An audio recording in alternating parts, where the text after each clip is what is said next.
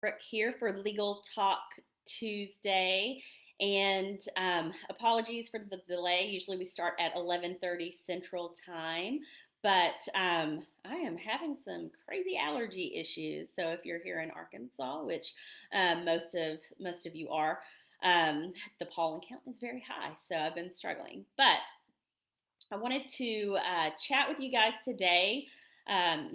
Every week we come to you guys and give you advice in the areas of business law, estate law, family law, and every week it's something different if you've been watching us for a little while.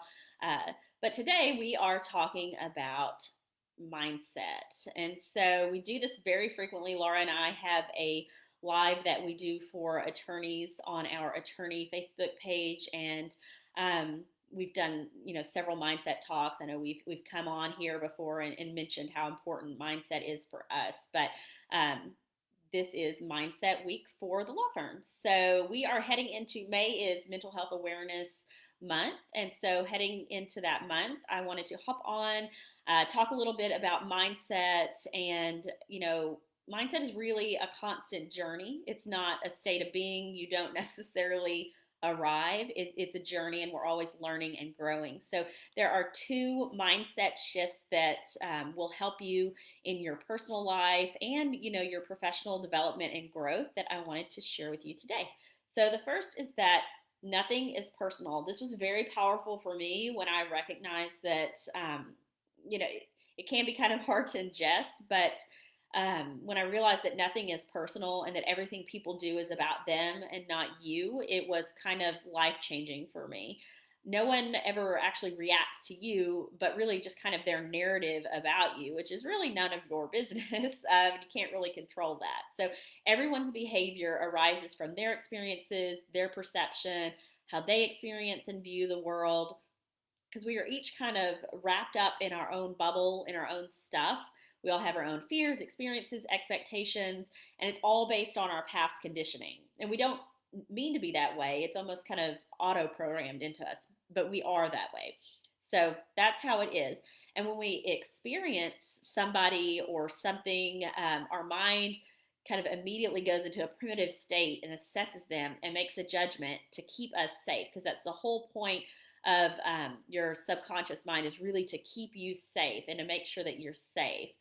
It's part of our self-defense mechanism. It's kind of that fear, fight, or flight. That's how that works, that whole process. And the brain makes that rapid assessment and then comes up with some kind of a conclusion, like, is this person safe? Is this situation safe? Or not? And that's kind of how we make our decisions and how we act. So if something is similar enough to something that has hurt us in the past, then we have an emotional response. It's basically a reflex, and that's going to be triggered. So the purpose of that is really to keep ourselves safe. So while most of us are kind of subconsciously, unconsciously, automatically reacting to whatever is in front of us, if that's how the process works, if that's what's happening, then how can anything ever be personal? Because everybody is working that way. Everybody is programmed that way. So the more you kind of work on that and try to internalize that, the more freeing it really is, and the better relationships in general with other people, in my experience, have become. And the second thing is, you are not responsible for other people's feelings. I am a fixer. I am a feeler. I really like for people to be comfortable, but sometimes that can be a heavy burden to bear. So knowing that other people's feelings are not your responsibility, and also that they are not responsible for yours, is really important, because you cannot change how someone feels. You can influence their emotions in a good or a bad way, but ultimately they are the ones who are going to decide their emotions, their behaviors, their reactions, just as we are.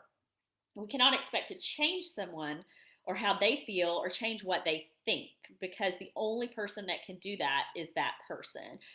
I mean, same for us. We look oftentimes to external validation, external opinions, to maybe make us feel better. And although it can assist us in improving things and feeling better, the only person who can actually make us feel better and make that a permanent internal change is us.